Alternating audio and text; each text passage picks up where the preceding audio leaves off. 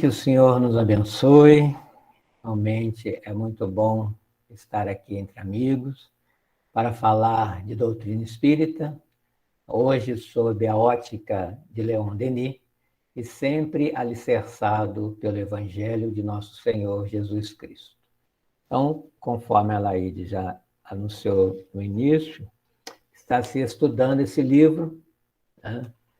Uma grande obra de Leon Denis, O Problema do Ser e do Destino, nosso título original, e que aqui no Brasil ganhou o nome de O Problema do Ser, do Destino e da Dor. Eu quero começar falando sobre a introdução deste livro. Eu particularmente gosto muito de toda a introdução de um livro espírita, as obras básicas e tantas outras, de Emmanuel, de André Luiz, porque elas são muito ricas, né, e dão um panorama, um apanhado geral sobre a obra, porque toda introdução ela é escrita no final da obra. Então, o autor já tem, né, toda aquela obra e quer nos apresentar a sua obra, e isso ele faz na introdução.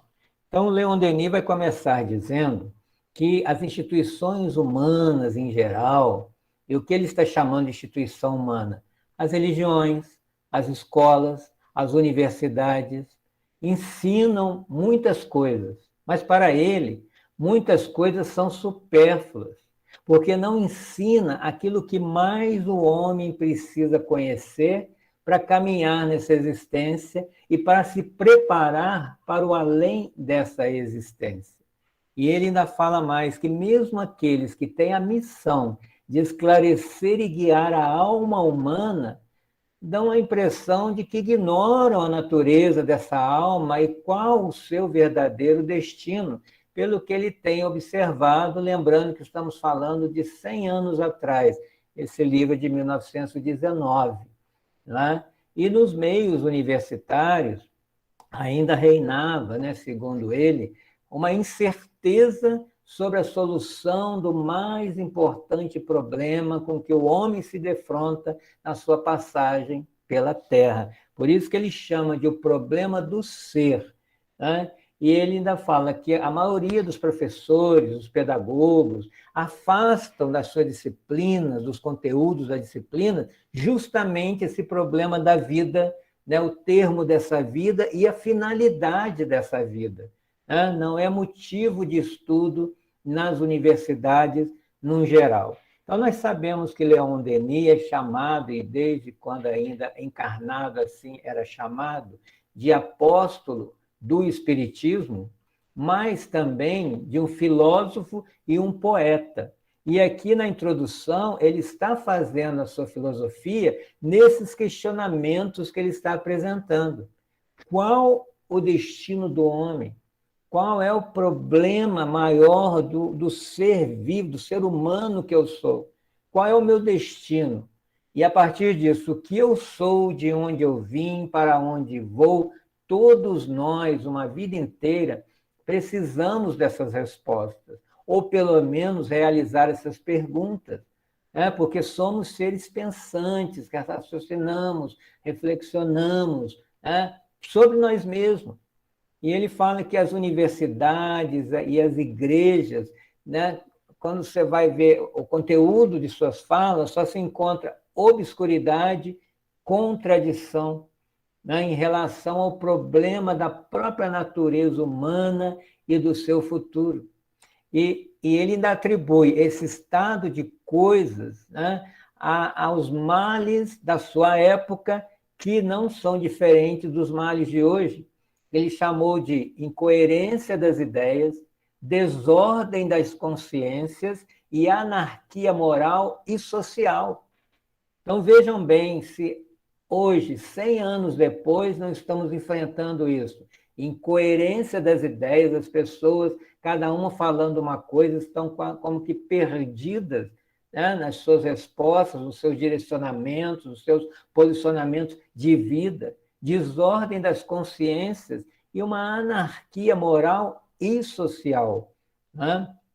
E ele diz que a educação, né, é dada de geração em geração, né, mas não esclarece o caminho da vida. Então, o que ele está dizendo aqui? Que as escolas, as instituições não nos preparam para a vida, quiçá para a morte. Né? Em 100 anos isso não mudou. Um ensino tradicional, que ele chamou de ensino clássico, se preocupa com o cultivo e ornamento da inteligência, do racional, e isso não inspira ação, não inspira amor, não inspira dedicação.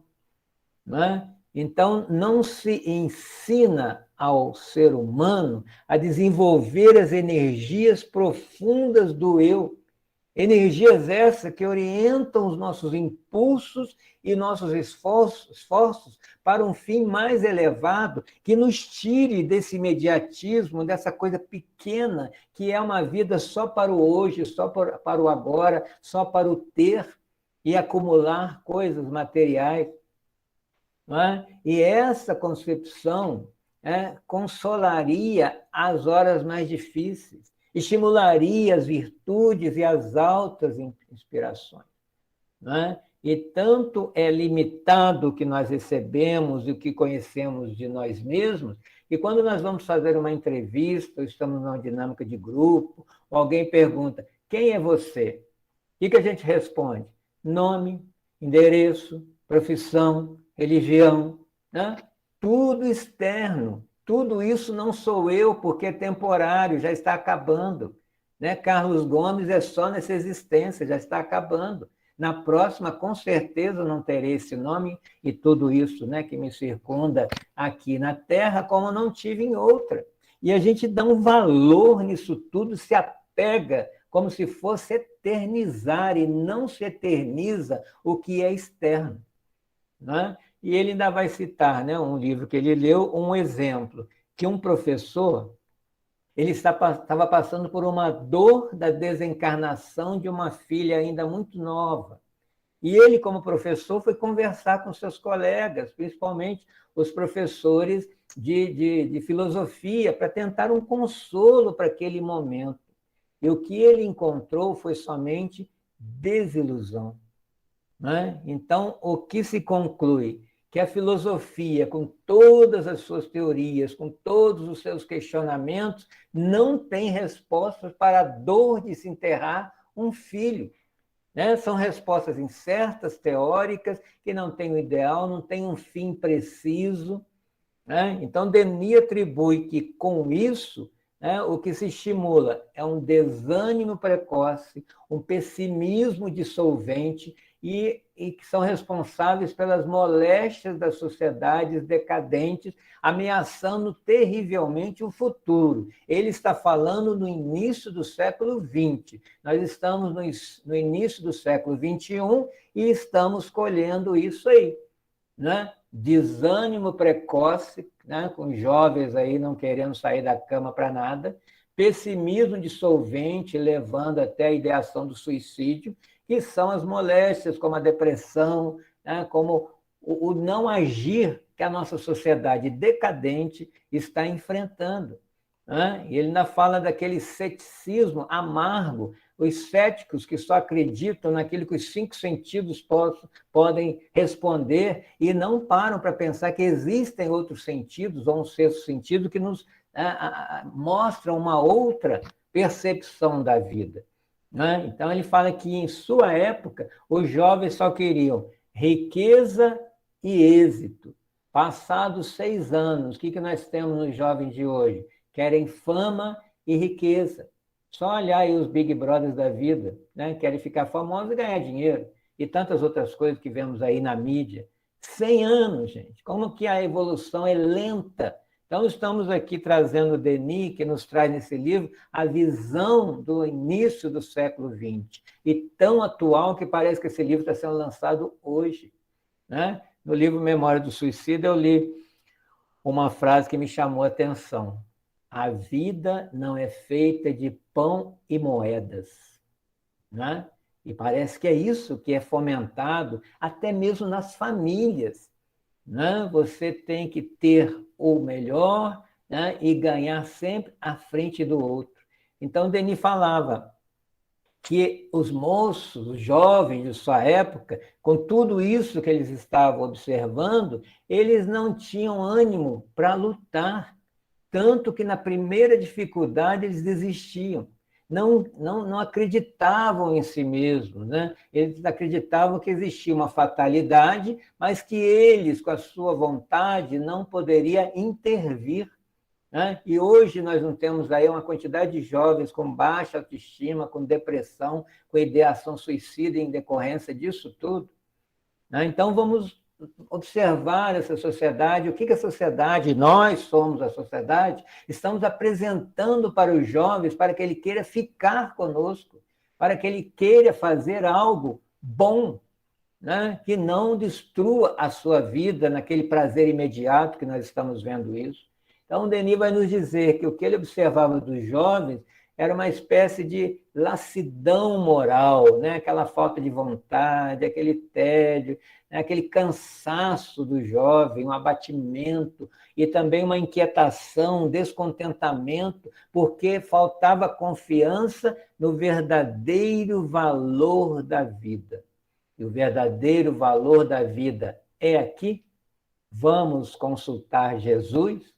O que Mateus anotou no capítulo 6, versículo 19? Não acumuleis tesouros na terra, onde a traça e a ferrugem corroem e os ladrões querem roubar. Mas sim nos céus, para onde vamos viver, aqui com as minhas palavras, numa eternidade ou num tempo muito maior.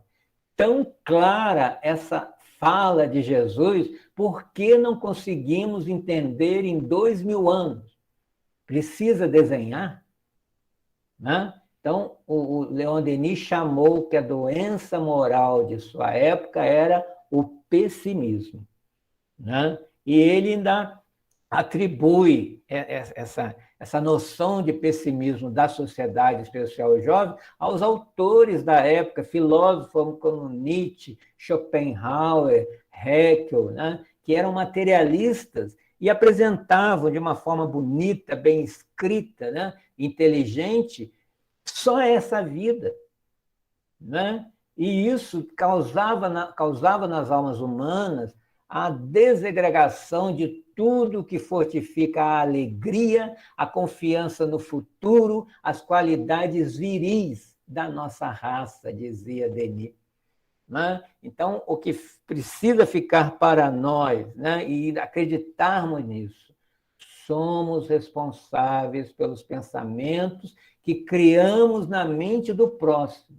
Então, quando vamos ler um livro, assistir uma peça de teatro, um filme, o que seja, nós estamos criando um pensamento a partir daquele autor. Se for otimista, nos joga para cima, pessimista, nos joga para baixo. Então, é isso que ele está dizendo desses autores que estão fomentando o pessimismo. E no livro Memória de um Suicida, nós vamos ver também alguns autores que estavam fomentando o suicídio quando tivesse um problema muito grande e acabaram suicidando e estavam lá, né, sendo responsabilizados por suicídios do outro que lia o livro dele, né? Então, Denis vai nos dizer que é necessário ensinar o ser humano a conhecer-se e a desenvolver, né, sob o ponto de vista dos seus fins, da finalidade, as suas próprias forças latentes que nós temos, mas que não é divulgado por interesses outros para que haja uma dependência, né? De novo, Jesus vem nos dizer, e Mateus anotou no capítulo 5, aliás, capítulo 5 de Mateus é para ser lido diariamente, que ali já tem um tratado de vida, como viver, né, e ser feliz. Mateus 5, né? Capítulo 5, versículo 13, o que Jesus disse? Brilha a vossa luz. Jesus não falou, vai buscar uma luz para brilhar. Não, a luz já está aqui dentro, eu tenho que fazê-la brilhar. E aí Paulo, né, o grande timorato, divulgador do cristianismo, na carta aos Efésios, capítulo 5, versículo 14, o que ele disse aos Efésios? Acorda tu que dormes. Nós temos uma alma que está dormindo dentro de um corpo que quer deitar na rede e quer somente o prazer imediatista. E essa alma não acorda para crescer. Isso que Paulo está dizendo.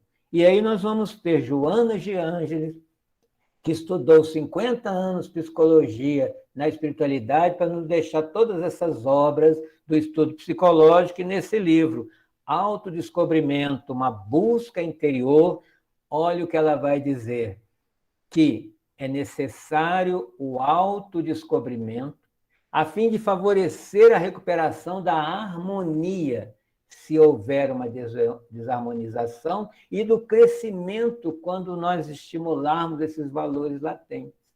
Eu preciso me conhecer para caminhar. E às vezes conhecemos a vida de todo mundo, mas não conhecemos a nossa. Né? Então, Joana vai dizer que o autoconhecimento nos ajuda a reharmonizarmos conosco e o nosso crescimento. Né? Enquanto não se conscientiza o ser humano das próprias possibilidades, o indivíduo vai ficar atordoado em conflitos de natureza destrutiva, fugindo para estados depressivos, eu acrescentaria para as drogas, que é o que nós estamos vendo hoje. Então, a solução, a resposta para toda essa balbúrdia que está aí na nossa sociedade que não se entende, é o autoconhecimento. É isso que Denis está nos propondo.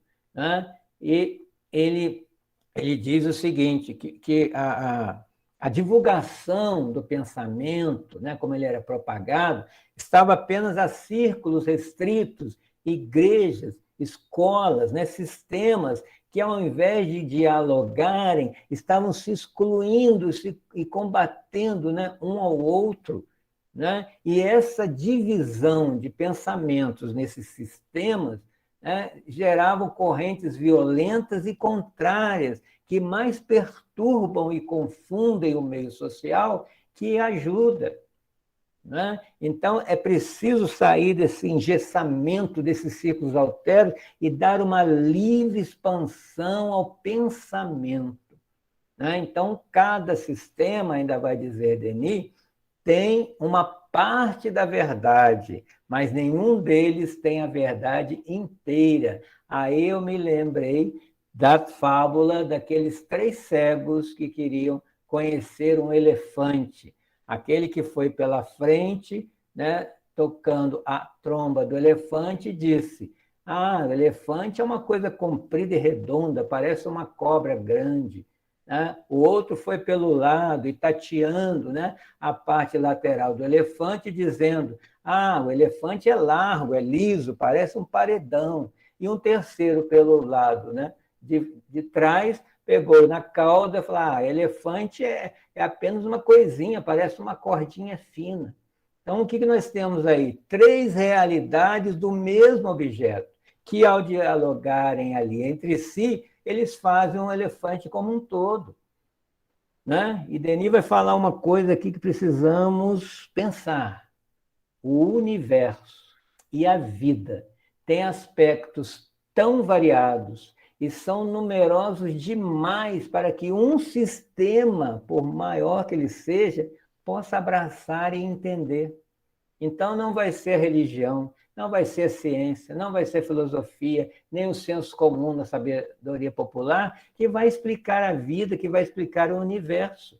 Mas o que cada um consegue perceber, conseguimos ter uma percepção do todo dentro das nossas possibilidades e limitações. Né? Então, é essa união de saberes que vai se descobrir, e o que é onde nós estamos, o que estamos fazendo, e irmos caminhando. E quando eu li isso, eu me lembrei de um filósofo da educação, Edgar Morin, que esse ano completou 100 anos de idade, está aí vivo e atuante, que ele, nesse livro, ele é o filósofo da complexidade, do pensamento complexo, da diversidade dos saberes. Desse livro aqui, A Cabeça Bem Feita, Repensar a Reforma, Reformar o Pensamento. Então, o que ele diz? Que é semelhante a Denis. Os conhecimentos fragmentados só servem para usos técnicos, são os especialistas que nós temos aí. Mas não conseguem conjugar-se para alimentar um pensamento que seja capaz de considerar a situação humana no âmago da vida, na Terra, no mundo, e enfrentar os grandes desafios da nossa época. Esse livro é de 1999, 80 anos depois do livro de Leon Denis. Então, veja como é que Denis está tão atual, e hoje estamos vendo aí alguns ecos, né, dos seus pensamentos. E o Morin, ele é um francês, ele vai dizer que o novo espírito científico deve ligar, contextualizar, globalizar os saberes que foram fragmentados, compartimentados, e a partir daí articular as disciplinas. Por isso que nas escolas ouvimos falar de interdisciplinaridade, transdisciplinaridade. As disciplinas precisam conversar, né, para que haja uma fecundidade de conhecimento. E é porque, para Morin, essa fragmentação do campo do saber demoliu as entidades naturais sobre as quais sempre incidiram as grandes interrogações humanas: o cosmos, a natureza, a vida e o próprio ser humano. Então, fala-se de tudo, conhece toda a tecnologia, as formas de fazer, mas não se conhece a si mesmo. Voltando lá aquele pai, qual a resposta para a dor de um pai que enterrou uma filha? Né? Qual a ciência que tem essa resposta? Então, a crise moral para Denis e a decadência da sua época, segundo ele, estavam provindo, em grande parte, de se ter o espírito humano se imobilizado, engessado por muito tempo. Então, ele coloca como solução arrancar esse espírito da inércia que está parado, inércia das rotinas seculares. Então, em muitas encarnações, estamos fazendo a mesma coisa, pensando do mesmo jeito, agindo do mesmo jeito e querendo evoluir. Não vai evoluir, vai ficar estacionado. Todos nós que estamos aqui agora estamos estacionados, porque nós fazemos o que todo mundo faz. E nós, como espírita, precisamos ter um outro olhar sobre a vida, falar com as pessoas uma outra coisa que possa diferir do que as pessoas estão falando. Nós temos que falar da vida que vai além da matéria. Né? Então, é isso que ele está dizendo aqui, ó, levar o indivíduo a grandes altitudes para olhar de cima, mas sem perder a base que seja sólida. Então, ele vai traçar um panorama aqui, ó, que sob, embaixo de uma superfície brilhante de uma civilização apurada, né? Vamos pensar lá em Dubai, com aqueles prédios maravilhosos, aquelas cores, né? Todas as cores das luzes lá, esconde-se um mal-estar profundo para Denis. Conflito de interesses, luta pela vida, tornando-se cada dia mais difícil. Quanto mais beleza nós vamos pela tecnologia, está escondendo muito mais miséria social, miséria humana, né? Dificuldade de conseguir um pão para se alimentar, enquanto outros estão com banheiros, torneiros de ouro, que eu não sei para que serve. E Denis vai falar, nos chamar a atenção para o nosso dever. Né? O sentimento do dever tem se enfraquecido na consciência popular, de tal forma que muitos homens não sabem onde está o dever. E eu trouxe aqui uma resposta: onde está o dever? Evangelho segundo o Espiritismo, capítulos 17, Sede Perfeitos, item 7. O Espírito Lázaro vai nos falar sobre o dever, né, que o Denis está dizendo. Olha o que diz ele. O dever é obrigação moral da criatura para consigo mesma, primeiro, e em seguida para com os outros. Vamos repetir? O dever, repitam comigo, o dever é a obrigação moral da criatura para consigo mesma, primeiro, e em seguida para com os outros. Dever é a lei da vida. Ele está falando do dever moral. E olha essa frase emblemática aqui. O homem que cumpre o seu dever ama a Deus mais do que as criaturas. Ama as criaturas mais do que a si mesmo. E o homem tem o dever, né, de amar, né, porque esse dever confere à alma o vigor necessário ao seu desenvolvimento. Jamais cessa a obrigação moral da criatura para com Deus. Por isso que ninguém faz favor para ninguém. Somos devedores uns dos outros e precisamos cumprir com as nossas obrigações diárias com o outro que está em casa, que está na rua, que está no trabalho, que está em todo o planeta. Até aqueles que nós não conhecemos, nós temos o dever de orar por eles. Né? E Denis vai voltar a dizer, nenhuma obra humana pode ser grande e duradoura se não se inspirar nas leis eternas do universo. Tudo que for concebido e edificado fora dessas leis se afunda na areia e desmorona. E quando nós vemos a questão da areia desmoronando, nós vamos lembrar de novo do livro de Mateus, capítulo 7, versículo 24 e 25, quando Jesus disse, todo aquele que escuta estas minhas palavras e as pratica, será comparado ao homem prudente que edificou sua casa sobre a rocha. Caiu a chuva, vieram as torrentes, sopraram os ventos, precipitaram-se contra aquela casa, mas não desabou, pois fora alicerçada sobre a rocha. E eu me lembrei aqui de Paulo de Tarso, quantos ventos, tempestade, poeira, pedrada, né, que ele levou, mas o seu pensamento, o seu ideal estava sobre uma rocha forte, que era Jesus, o Cristo de Deus, e ele não tombou. E, às vezes, muitos de nós, um ventinho já cai. Né? Então, o que é o homem? Esse homem ignorado. Qual é o seu princípio essencial? Quais as leis que presidem o seu destino? É isso que Leon põe na mesa para ser discutido. E que deve ser até objeto de estudo aí dos grupos de estudo, em cima de Denis, conseguir essas respostas. Que é o homem hoje? Quem é o homem hoje? Né? Século XXI. Que o seu princípio essencial continua valendo e está sendo visto dessa forma? Que leis eles estão seguindo? Nós estamos seguindo.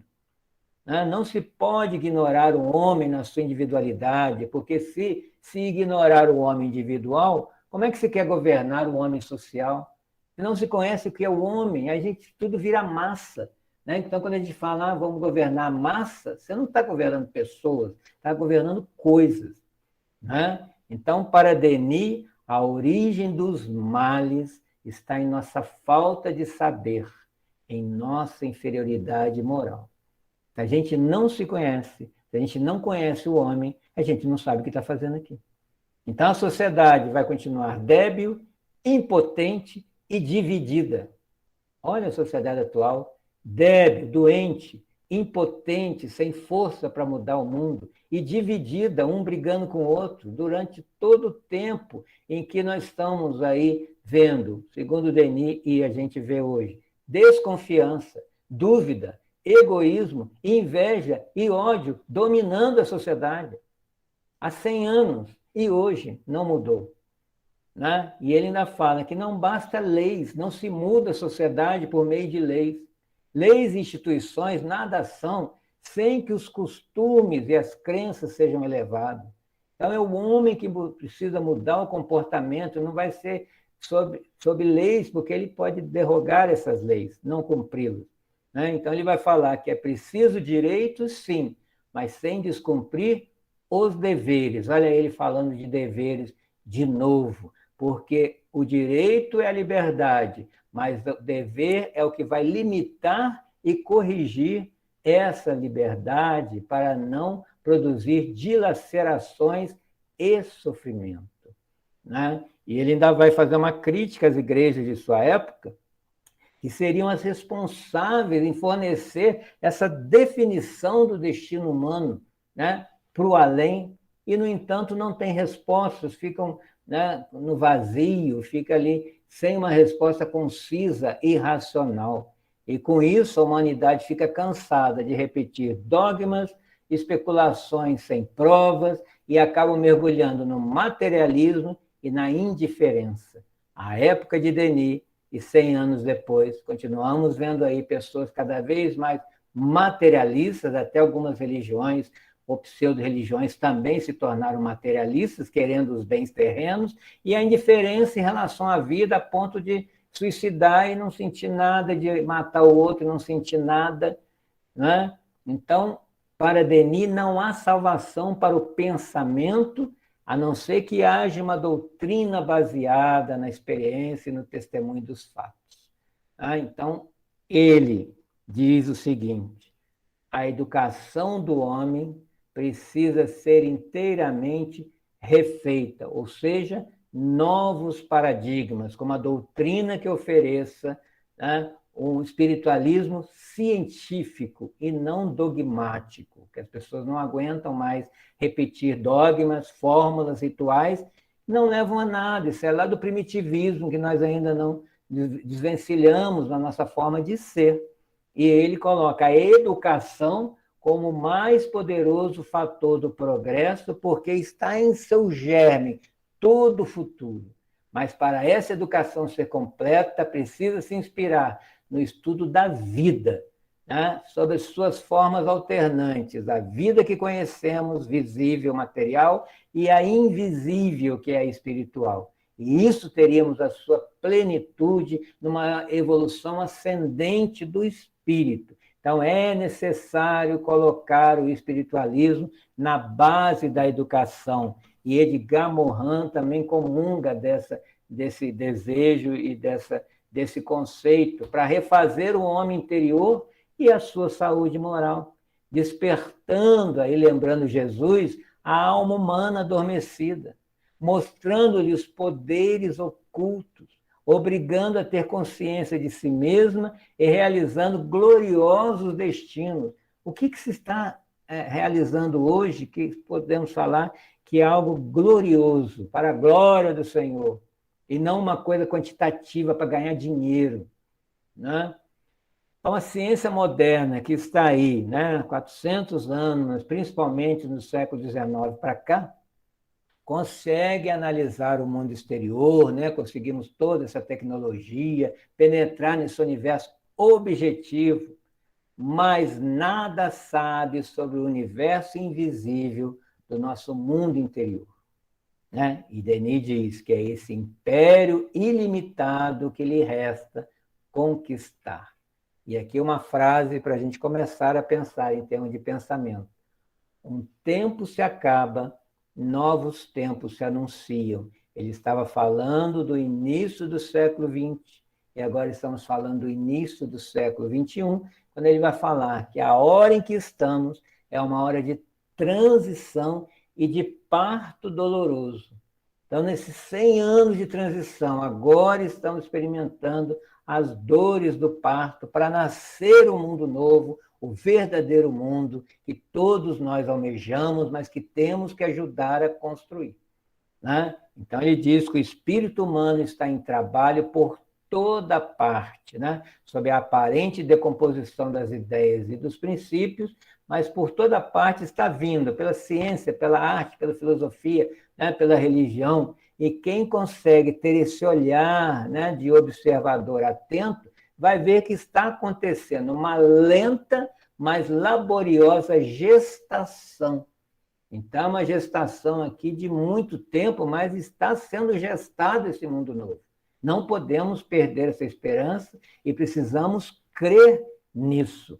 Então, Denis vai terminar a sua introdução dizendo que é tempo de compreender que a civilização não pode engrandecer, a sociedade não pode subir se um pensamento cada vez mais elevado, uma luz mais viva, não vier inspirar, esclarecer os espíritos e tocar os corações, renovando-os. O coração está duro, tem muito raciocínio, muita inteligência e pouco sentimento nos dias de hoje. E aí nós vamos passar para a primeira parte do livro, que é quando ele fala do problema do ser, no primeiro capítulo, que vai falar da evolução do pensamento.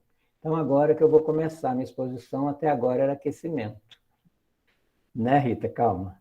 Então, ele vai dizer que a ciência vê alargar-se sem cessar o seu campo de exploração. E realmente a ciência tem crescido bastante nas suas descobertas, principalmente desde a sua época em relação à matéria. Né? No início do século passado, Einstein ainda estava dizendo lá sobre a relatividade, né? Sobre o átomo, e até hoje estamos tentando entender, né? Com a ajuda da física quântica. E lembrando que a ciência é incerta, ela é mutável, né? Quando vem novas descobertas, mudam seus paradigmas, né? E se renova sem cessar. E que o espírito humano vai avançando passo a passo nesse conhecimento e nesse ser do universo. Então, nesses fenômenos todos que se verificam experiencialmente, né, há testemunhos em toda parte que se acumulam, e não é possível, já dizia Denis, que haja alguém que continue negando a realidade dessa outra vida, né, esquivando-se das suas consequências, das responsabilidades que isso acarreta. Não acreditar na imortalidade da alma, na vida após a morte, faz com que a pessoa tenha um tipo de comportamento. E ao acreditar nas provas que o Espiritismo nos traz, nós temos, por obrigação, ter um outro tipo de comportamento, que agora nós sabemos, não é por ignorância.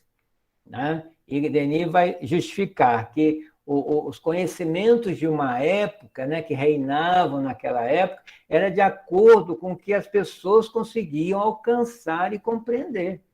Né? Então, à medida que o homem vai desenvolvendo as suas faculdades, amadurecendo, vai se mudando, né, conceitos, conhecimentos. Né? Ele vai colocar aqui o pensamento na questão religiosa. Os homens primitivos, que tínhamos lá, o que ele chamou de feiticismo, rituais sangrentos, né? Sacrificavam-se crianças, mulheres, animais, para esse Deus, né? Que existia em algum lugar, mas que exigia sacrifício. E olha poeticamente como é que Denis explica esse pensamento dessa época. Eles estavam soletrando a linguagem divina. Denis é ótimo. Né? Eles estavam soletrando a linguagem. Então, ele não vai... A gente não pode olhar o passado com a visão de hoje. Nós já estamos no futuro desse passado. Então, olhando com a linguagem dos homens, com o olhar à época, contextualizando a época do homem primitivo, ele coloca sem julgamento, sem crítica. Os homens estavam soletrando a linguagem divina e fixando em seus traços ainda grosseiros, no seu perispírito, uma concepção, mesmo que ainda vaga, confusa e rudimentar, de um mundo superior. Era a forma que eles entendiam para explicar que existe um ser que exige um sacrifício, né, para comandar o mundo. E depois vem o paganismo, né, com o politeísmo, com a visão antropomórfica, a visão humana dos deuses, semelhantes aos homens, com as suas paixões, com as suas fraquezas, mas isso já era um avanço em relação ao mundo primitivo. Né? E depois a ideia cristã, feita ainda com sacrifício, com abnegação, né? E o cristianismo, na sua origem, diz Denis, deve ser considerado, e aqui foi muito bonito o que ele falou, como o maior esforço tentado pelo mundo invisível para comunicar-se ostensivamente com a nossa humanidade. Então, a vinda de Jesus, o que ele trouxe, e todo esse evangelho, é o esforço, né, da espiritualidade para nos comprovar que existe, sim, uma vida espiritual. Né? Essa foi a primeira mensagem autêntica do além na visão de Leon Denis. Então, nós temos, segundo Denis, as religiões pagãs, que eram ricas de fenômenos, né? Fenômenos ocultos, os iniciados, a adivinhação dos profetas, né? Mas ele coloca que o fato marcante vem com a ressurreição. Quando Jesus volta materializado, né, depois de morto, para se manifestar e dizer: eu estou vivo. Né? Jesus materializado, conversando com os apóstolos, caminhando na estrada de Emaús, ele está dizendo para nós o quê? A morte não existe. Eu venci a morte e você também fará isso. Né? Porque eu vim como humano, morri como humano e estou vivo, porque todos os humanos vivem para a eternidade. Então, depois disso, vem a florescência do mundo invisível na história, quando as vozes começaram a falar em todos os lugares, se manifestando, ainda de modos isolados, mas para um futuro de forma permanente e universal. O que ele está dizendo aqui? No futuro, conversar com espíritos, ouvir a voz da espiritualidade vai ser comum. E eu creio nisso também. Né? Então, nós temos aí os dois mundos com um só caminho, né? E um influenciando no outro, entendendo que lá é a nossa verdadeira morada. Então, é por meio da espiritualidade que eles estão rasgando, né, uma janela à nossa frente, e com isso renasce a esperança que lá, né, no século XIX tinha sido roubada para os corações angustiados, para a humanidade que precisa se reconciliar com a morte, porque a igreja fez com que a gente tivesse medo da morte, medo da fogueira, medo do inferno. E essa nova educação do homem pela ciência do espírito faz com que a gente não tema a morte, porque a gente vai entender essa morte do corpo numa vida eterna do espírito. Mesmo assim, ele diz que a religião, independente de tudo, ela é importante como meio de colocar freio às paixões violentas, às barbáries, principalmente do primitivismo da Idade de Ferro, né? E começar a gravar no íntimo, no perispírito de cada um, a noção, né, de uma moral na nossa consciência, que à medida que a gente vai crescendo, isso aí vai se dilatando também. Ele vai criticar as religiões que ficaram apenas nos dogmas, rígidas, engessadas, quando a lei diz que a lei é movimento. Então, esse pensamento imobilizado é que não consentiu que a alma alçasse voo. Né? Então, com isso, provoca um movimento contrário do ceticismo, da negação, da incredulidade. Então, o verdadeiro cristianismo é lei de amor e liberdade. E as igrejas, segundo Denis, fizeram dela uma lei de temor e escravidão. Né? Por isso se afastaram da igreja grandes pensadores, né? Se enfraqueceu o espírito religioso e o materialismo ganhou terreno. Estamos vendo isso hoje. Né? O que se quer é um bem-estar físico, um gozo físico da sensualidade que está aí campeando as sociedades. Então, por falta de preparação moral e de disciplina, a alma vem perdendo as suas energias. Não falamos há pouco dessas energias latentes da luz que Jesus falou que é para brilhar. Nessa outra forma, sem moral, sem disciplina, está se desgastando essas energias, né? Causando mal-estar, discórdia na família, no trabalho, na nação, e esse período de crise que já dura 100 anos ou mais.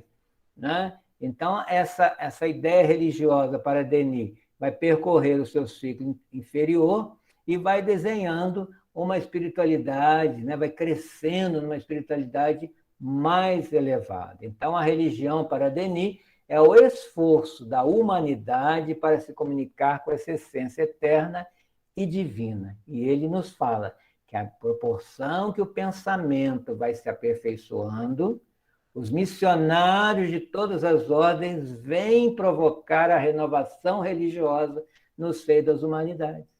Então, só vão vir os missionários nos apresentar a verdadeira vida quando nós estivermos preparados para isso. Eles vêm um e outro, né, para nos mostrar o caminho, mas nós temos que aprender a caminhar. Então, nós vamos lembrar do Espírito Verdade dizendo: espíritas, amai-vos, instruí-vos, né, para o pensamento dilatar na instrução e o coração abrir no amor pelo próximo. Então, terminando já, ele chamou o Espiritismo de espiritualismo moderno, que vem dar ao pensamento um sentido mais claro e rigoroso, principalmente às almas desenvolvidas, espíritos livres, emancipados, que não têm dependência, né, com sacerdotes, e que vão por si mesmos achar a solução dos grandes problemas, porque o Espiritismo é a religião da autonomia. Nós não temos sacerdote, nós não temos especialista em Espiritismo. Todos nós somos importantes, lemos, estudamos, interpretamos e agimos conforme a moral estabelecida por Jesus Cristo. Essa é a nossa religião. Então, esse Espiritismo vai oferecer uma interpretação das verdades, das leis universais, baseado na experiência, na razão e ainda com a contribuição do ensino dos espíritos. Acrescentamos ainda os deveres, as responsabilidades, que vão dar a base sólida do instinto de justiça, né?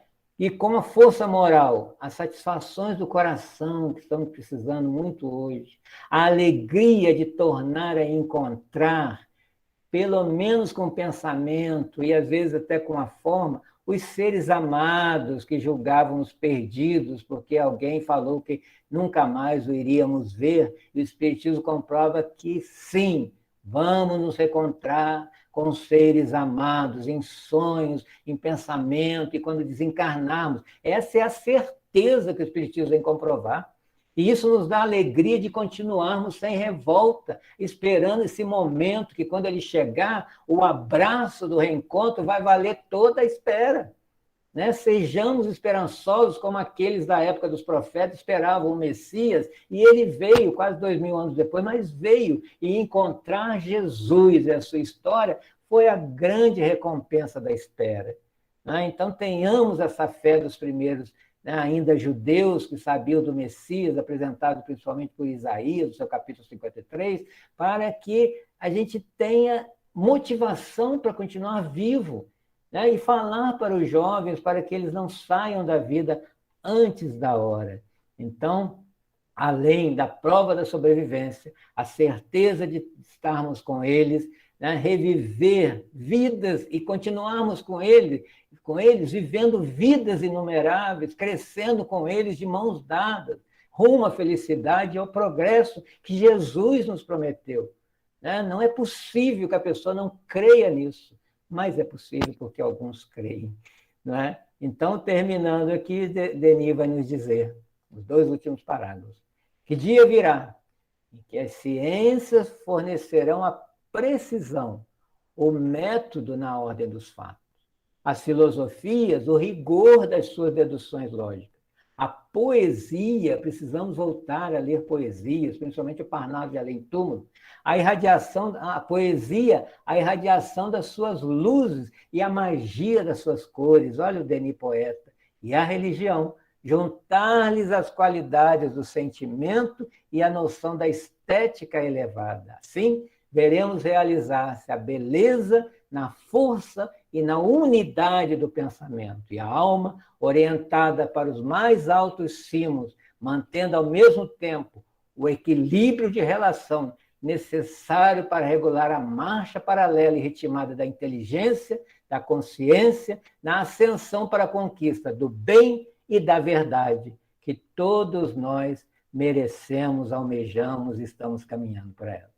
Então, muito obrigado pela oportunidade de reler Denis, de falar sobre ele, falar do Espiritismo e nos aproximarmos de Jesus.